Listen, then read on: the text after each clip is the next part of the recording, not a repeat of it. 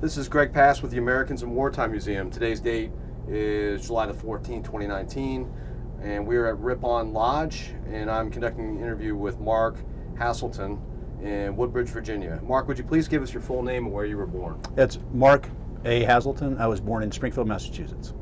And what military conflicts have you participated in your career? I was mostly spent my time in the military during peacetime, but during the beginning of the Global War on Terrorism in '91 and stuff, we were deployed overseas with 1st Battalion, 1st Special Forces Group, and so our missions there were to conduct foreign internal defense and counterterrorism missions in support of our theater command. Outstanding.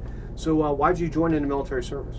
So I'd always wanted to be in the military. My dad's a World War II veteran. In fact, did some swimming in the English Channel on the 6th of June. His ship, the USS Corey, was sunk in the English Channel. My whole family has served in the military. When I was in high school, my two brothers-in-law, Larry and David, had just come back from Vietnam, and I wanted to be an infantryman. My mom had different ideas, and so I ended up joining the military because that's what I'd always wanted to do. So at some point you landed in West Point. Yeah, so I had gone down to enlist in the 82nd Airborne Division as a high school senior. My mom wasn't really crazy about that, so we came to an agreement. She actually put an application in for me for West Point. I didn't put it in. She wanted me to go to college and get a commission and do whatever. I wanted to be a machine gunner in the 82nd, and at the end of the day, she went out. The application was accepted as a qualified alternate. I tested and got in. And what was your experience like in West Point? It was interesting. I fought the place for 4 years. At the end of my the last day, just at graduation, my tactical officer talked to my dad and said, your kid's either going to turn out to be the best infantry officer we ever had, or he's going to get kicked out before he makes first lieutenant. And because I basically had spent 4 years trying to get thrown out. Any sports? Playing sports? Yeah, I played football for 2 years, the first 2 years at West Point, and played lacrosse. Oh, really? Okay.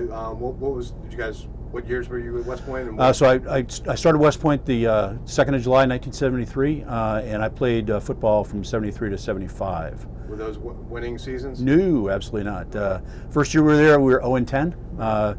Back then, West Point was having some difficulties getting a good schedule, so they'd put together a bunch of teams that they would play. They put their schedule together usually about 10 years in advance.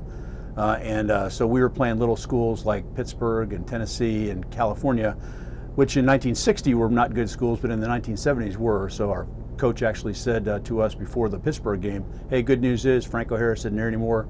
They're playing a freshman, some kid we've never heard of by the name of Tony Dorsett, so we should be fine.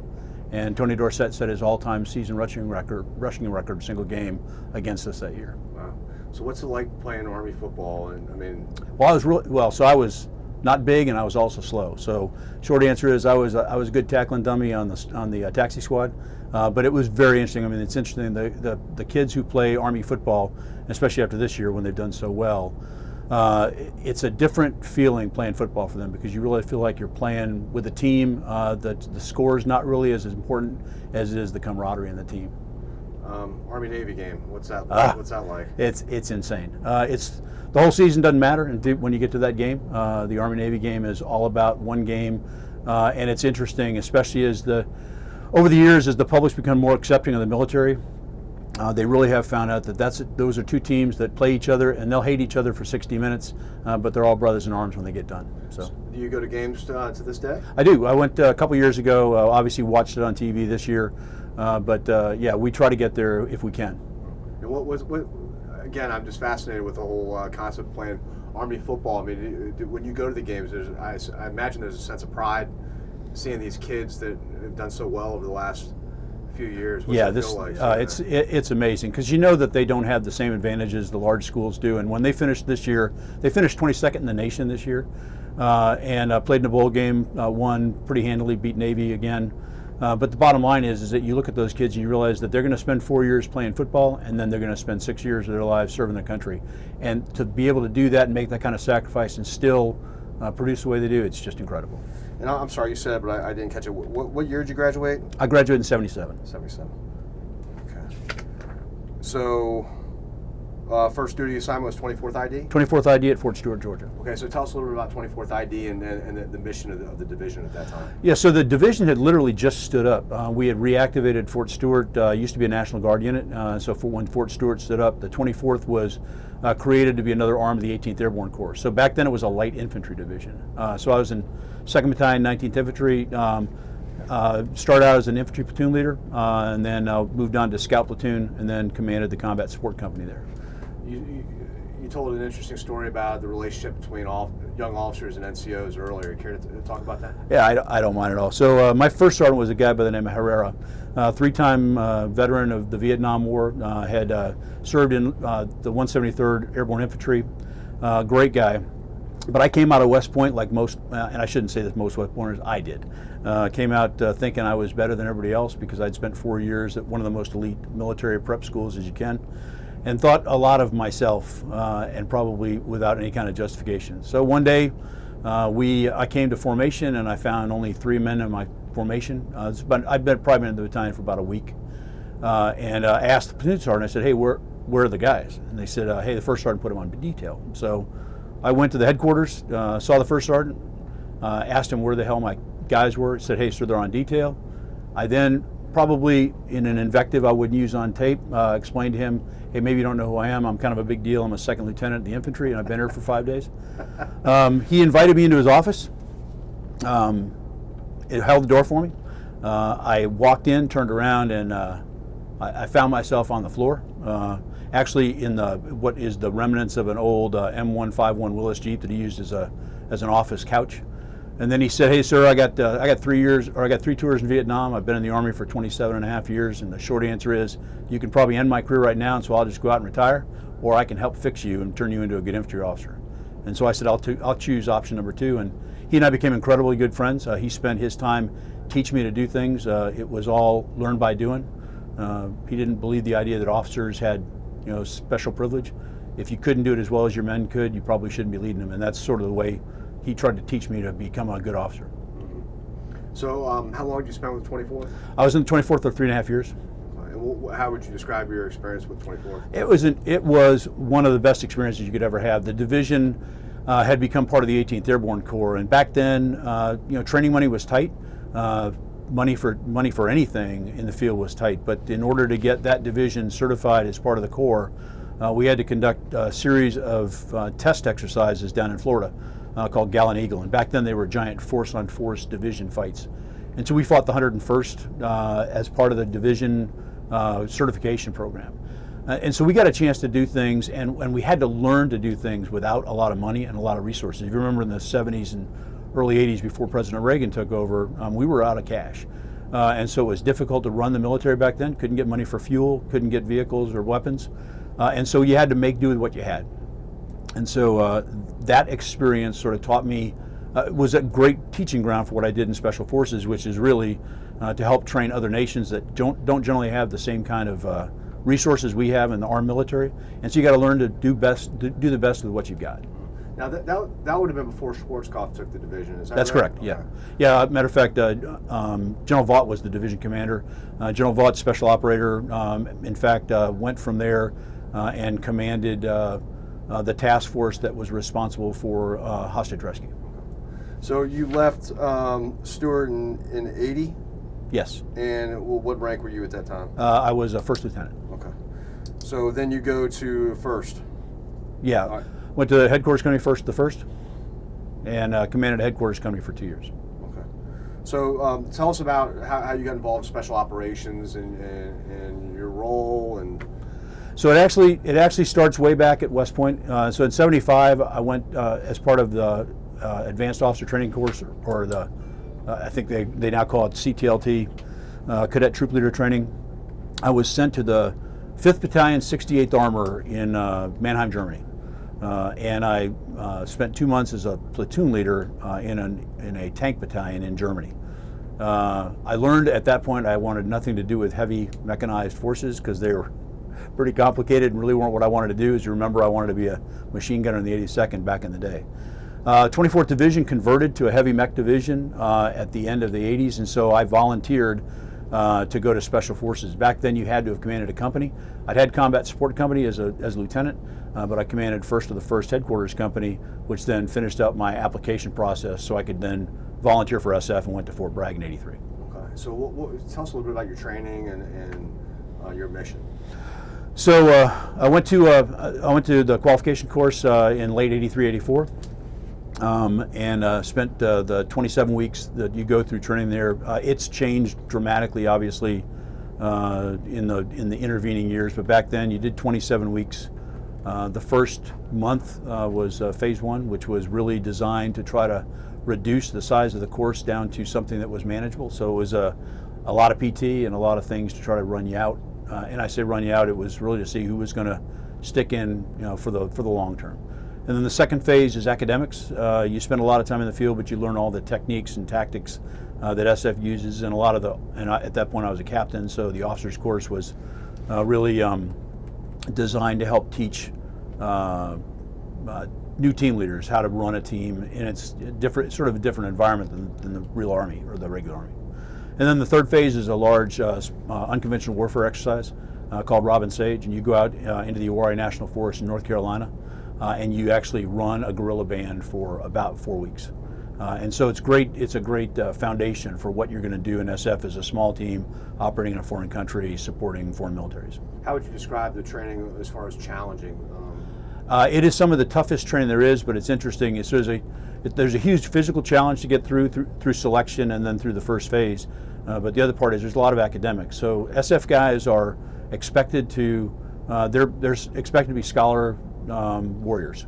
We study history, we study the technology that's used in the military, so there's a lot of academics, and the attrition rate's pretty high. When you went through your Q course, were you married at the time? Yes, I was.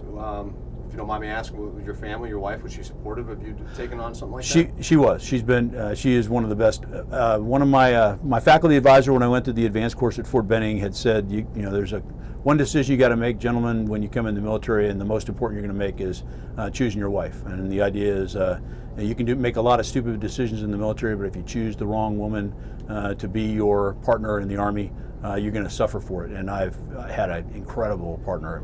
We were high school sweethearts, dated all through the academy, and then we've been married for 42 years now. So congratulations. Yeah.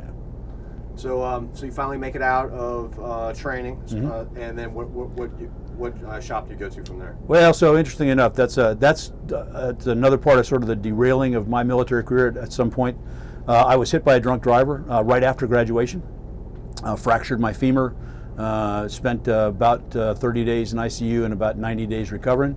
The Army Medical Board tried to retire me at that point. I refused.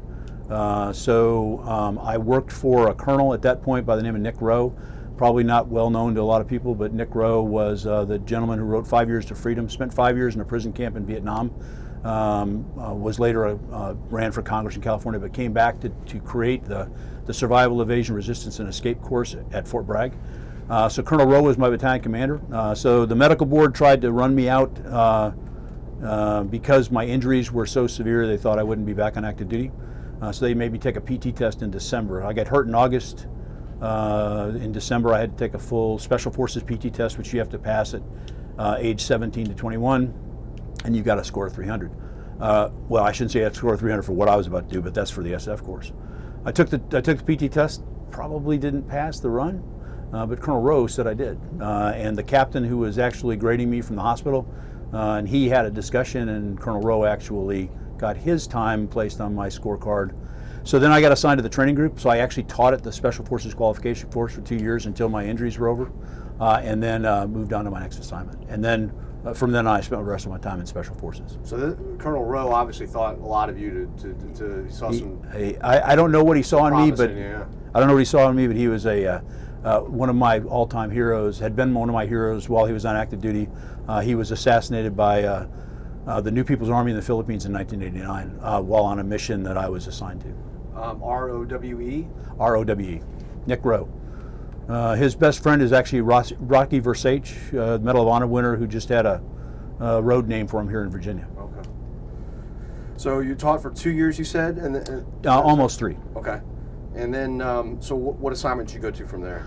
So from there, through a series of weird happenstances, because I had not done my teen time, I went off and commanded a recruiting company in California, and then was the battalion operations officer before I went to the Command and General Staff College, and then from there to 1st Special Forces Group.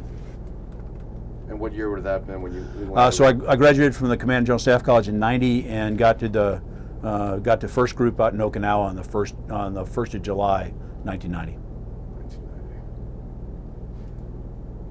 Okay, so that brings us right before the war. Right. Were you involved with that at all? Only in an ancillary manner. So what happened is that when the forces deployed into the desert, I commanded a special forces unit that's responsible for counterterrorism within the theater. So usually that's a mission that's done by the National Force. Because the National Force was committed, we then got the role, and so all of the operations that were being conducted in the Pacific at that point, both foreign internal defense and support missions, and then CT operations, fell to my unit. And I'm sorry, what rank were you at this point? At that point, I was a major. So special forces companies are commanded by majors.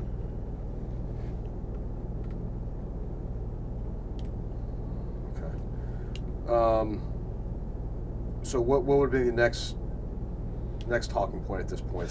So when I went to first Battalion, 1st Special Forces Group, again probably the busiest battalion in SF at that point, next to the 5th Group that was going into desert for Desert Storm. 10th Group was moving into the northern Iraq area to do Operation Provide Comfort, and 5th Group was operating inside of Kuwait, getting ready to cross the border. For us, our mission really got sort of tied up in a thing called Operation Sea Angel. So Operation Sea Angel was a huge humanitarian mission. As we were prepping for the war and getting deployed, there was a typhoon that came into Bangladesh, killed a couple 100,000 people, and so I took the first team into Bangladesh to set up relief operations in Bangladesh across the Bay of Bengal. I took in 4 A teams and was the ground commander in Bangladesh at that point. Okay, and how long did that last? It lasted for about 60 days. So the 100 hours of Desert Storm, as I was telling the gentleman outside, as I was standing in a rice paddy in Bangladesh, helping to put in a medical site, the Bengali major that I was advising at that point reminded me that he had a Bengali truck battalion at Desert Storm, and that I was with him, and did I feel badly about the fact that I was helping him instead of fighting for my country? And we had words, but it was okay. I bet. It was okay. So so after the war's over, what was your next? So I stayed in Okinawa to '93, conducted operations throughout the Pacific. A number of those operations are sensitive. But for the most part, really doing a lot of training as units came back in and we were learning lessons from what had gone on in the war, helping other militaries from other countries prepare themselves to conduct conventional operations. And then, so from there, I left Okinawa in '93 at the end of my command, and then went to the Joint Readiness Training Center to command the Special Operations Training Detachment down there. I'm sorry, where was that? The Joint Readiness Training Center at Fort Polk. So that's the Army's premier test location for light infantry and special operations units. And what year was that? I got there in '93. Okay. So real quick, and I know some of the stuff's sensitive, but I'm assuming that you worked with a lot of foreign governments and militaries. Any military that stands out in your mind as being pretty squared away? We actually had a lot of units that we worked with that were really good. So the South Korean Special Forces were incredibly good. We worked a lot with the Thai Special Counterterrorism units. But my favorite unit working with was the British 22nd Special Air Service. Probably the most professional I've ever dealt with. I spent a lot of time in England working with them, so I actually enjoyed them the most because they really have the same history we do, and we have a lot of tight connections. Okay, so in Fort Polk and after, where does that take us? So Fort Polk, for the 2.5 years I was there, we trained, we evaluated, assessed, trained every special operations unit. We jumped between the National Training Center at Fort Irwin, California, and the JRTC at Fort Polk. All of the combatant commands come through with their units, and foreign forces came in as well, so we would work with them. When I finished up my tour there, I was assigned to the Pentagon, and I was the Chief of Strategic Concepts for the Joint Chiefs of Staff. And what does that mean? What exactly does that entail? So my job was to write future warfare doctrine, look out in the future and see where the military was going to go. I wrote some pretty interesting papers, all of which were thrown out the window on 9/11. So how's that?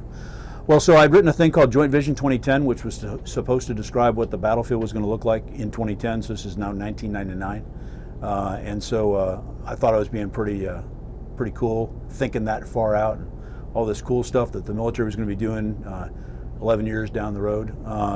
I had actually, so I retired at the end of '99. I went back into the Pentagon in a similar role, working for a contractor. So I was actually in the same office I'd worked in active duty. And so I was at the Pentagon on 9/11, and after that became a senior planner for the Global War on Terrorism. All right, so let's talk about September 11th. So where were you when the... I was actually across the street from the Pentagon. My office is on the E ring, so we were on the opposite side from where the aircraft came in.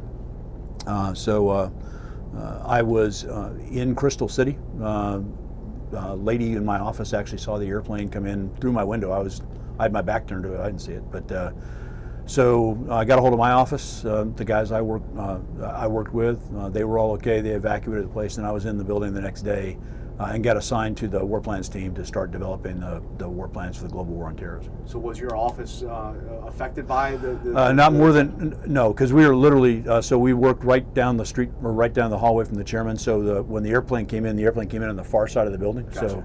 So we were actually, we were still functional, but we reorganized, and I started working for then Brigadier General, later General Bob Caslin, working global war on terrorism planning for the next phase, where we're going to go, and doing some of the planning for our initial incursion into Afghanistan, and then later I was also involved in the planning for Iraq. Let's back up to September 11th, though. Sure. Were you aware that they had hit New York before? And what was going through your mind when you? So when the first plane came in, so we actually had a meeting again in Crystal City. So I was with a group of other people, and we heard the first plane go in, and we got this sort of grainy picture that came in, and everybody thought it was a small airplane, and we said, "Oh, it's a horrible accident." When the second plane hit, we knew we were under attack. That's when I called my office, and I was on the phone with a guy by the name of Bill, who was my senior planner, when the aircraft actually hit. They then said, "Hey, we've been hit. We're pulling out of the building. Area was closed off." My job at that point was to evacuate some senior personnel that were with us at the meeting, get them to a safe location, and then I spent the rest of the day trying to get home, because at that point you couldn't get into the Pentagon. And then the next morning we were back in the building while it was still burning. So from the work you were doing in the Pentagon before that, it sounds to me like you were involved in big picture stuff. In other words, what's warfare going to look like in the future? And you hinted at it earlier. So when on September 11th happens, what are you thinking at that point? I mean, you think? Yeah, it would. Well, so that it's interesting because it threw everything really into a tizzy. Secretary Rumsfeld at that point, before 9/11, had been working on what he called the Quadrennial Defense Review, which was going to redesign the military. It was going to be all push-button warfare. It was going to be all electronics. It was going to be all sensors. And what we knew at that point, especially with my background in SF, I knew that the first thing was going to happen is we're going to be putting SF guys into Afghanistan. And that knowing Afghanistan, because I came from that theater, bottom line is we knew this was not going to be the typical fight that you see. And so some of my best friends were in that first crew that went into Afghanistan. And in fact, the movie 12 Strong, Max Bowers and those guys are old friends of mine from a different special forces group. We've all served together. And so those are the kinds of things we knew we were going to do. And my job at that point as a planner was to start to lay out the campaign plan for what was next, because we knew this was more than just the fight against Afghanistan. We knew this was going to be a global war on terrorism, and so our job was to try to figure out not only what was going to happen from October when we first went into Afghanistan through the rest of 2001, but where else were we going to go? I'm sorry, you're a DoD employee at this point, or are you a contractor? I was actually a cleared contractor at that point. All right, so let's talk. When did you stop working for contract work? How many years have we still got? Well, I still do that. So my Same field though. I mean, a little bit different field. So I spend I went from kind of the cool guy planner writer stuff to doing stuff that's really more on the ground. So in 2006, I joined a company called the Wexford Group. It's a small company set up by a group of special operators. Our job at that point, we established and created the thing called the Asymmetric Warfare Group at Fort Meade, Maryland, which still exists today. I ran a small field team there and was a senior command advisor to the commander at AWG. In 2008, I moved to the Joint Improvised Explosive Device Defeat Organization with my field team, and we became their field operators. At that point, we were about 20 of us, I guess. Today, I've got 858 folks, about 280 of them deployed at any given time, mostly in Iraq, Afghanistan, North Africa. We do specialized support to DoD and special ops. In fact, a different company, correct? Well, so Wexford was bought by CACI, so it's actually CACI now. So Wexford was purchased. We were pretty successful, so we got ate up by a big company, and that company now runs what we do. I now run the Special Operations and Asymmetric Solutions Division for CACI, which is again about 850 people. And so it's interesting. So you heard the boring part of my career before I took my uniform off, and then I spent more time in Iraq and Afghanistan as a contractor, leading the teams out there than I did probably as an active duty guy. Mm-hmm. So let's talk about some of your deployments as a contractor. Afghanistan first? Iraq first, actually. Yeah. So I went there with my Joint Expeditionary Team. Spent time. That team is responsible for helping units deploy and prepare to operate in a high threat, improvised threat or environment. It's pretty risky work. It's incredibly rewarding. We brought a lot of kids back safely, but in the last 9 years, we've had 2 KIAs off my team. So when you go over there, where are you staying at? Whatever CHU or Fort operating base that they've got available. So there's not a lot of frills involved in what we do. Like I said, in Afghanistan, I've been at we've got a series of CHUs at Bagram, been down in Kandahar and some pretty nasty little places down there, out in Tarankot. In Iraq, we were at Victory, and then we've got folks in other locations as well. Right now, those teams they're spread. I mean, I've got onesies and twosies in a lot of different places. So I've got folks in North Africa, I've got folks in Iraq, I've got folks in Syria, I've got folks in Afghanistan, and like I said, it's most of it, a lot of it is analytics. I mean, we do a lot of targeting, and targeting I mean trying to develop the targets that other people can do something about. But again, that one team, our last KIA was the 24th of June this year. Was killed by in a small arms engagement with the Taliban in Afghanistan. And I'm assuming the vast majority of these guys are former military guys. Yes, almost all of them, and they run the gamut from probably the world's best intel analysts to some very, very seasoned special operators. Well, you've had an incredible career. When you look back at your career, what of the many accomplishments you have, what are you the most proud of? I would tell you that the thing I am most proud of is probably I've been responsible for leading some folks who have become some of our most influential leaders, and I don't know that I can take credit for it, but I will tell you that I think I encouraged them, and they've done some incredible work. The former commander of 5th Special Forces Group, who was really responsible for probably some of the most significant successes we had in Iraq in the early part of the war, was one of my team leaders at the very beginning. Some of my young kids have gotten promoted to Command Sergeant Major. That's probably one of the coolest things I've got out there. Is I've got an awful lot of friends who are young enlisted kids. Probably might need a little bit more direction than they were getting from other folks, and I think I encouraged them enough that they went on and had incredible careers. So Command Sergeants Major of groups and theater commands, I think they've probably been the most significant contribution I might have made. So we're going to give you a copy of this video, and I mentioned your grandkids over here. cool thing about this is you can submit it to the Library of Congress if you want. So theoretically, 400 years from now, your great-great-great-great-grandkids might stumble upon the video. What do you want them to know about your service to your country?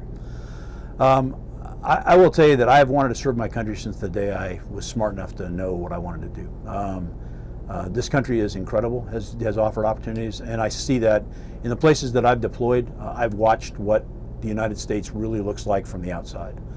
There's a lot of weirdness that goes on in the news and in politics and whatever, but this country is incredible. And so serving your country, I think, is probably the most important thing you can do, no matter how you do it. My son's a former police officer, and that's as much service as wearing the uniform in the Army. My daughter-in-law is a teacher and does incredible stuff to take kids. So that idea of service and giving something to your community, probably the most important thing I think you can remember to do. And that parlays into the next question, which is if you had a young kid come up to you today, for example, and he wants to join in the Army, what advice would you give him? I would tell him that, look, the Army, for everything that you hear about about going in the Army, it's not it's not for everybody. It's not this. It is probably one of the most rewarding things you can do in life. You get a chance to bond with people that you never would get a chance to bond with elsewhere. You get a chance to do things. I mean, if you think about it, I mean, I spent most of my adult life jumping out of airplanes and going into foreign countries and doing things that people will think about, and even I think about back and I go, it's just kind of boring stuff. But the short answer is you get a chance to get opportunities to do things that you might never get a chance to do again. And the last part is, I mean, you build a set of camaraderie with folks you serve with, like you and I being from the same division and never having known each other. Short answer is that it's one of those things you have an instant rapport with people, and so I just think it's an opportunity that people should take advantage of. Anything else you wanted to capture? No, like I said, I hope I didn't bore you on this one. No, absolutely not. It was fantastic. I can't thank you enough for taking the time to come in here, and most importantly, I thank you for your service. Well, thank you, sir. Thanks, I appreciate sir. it.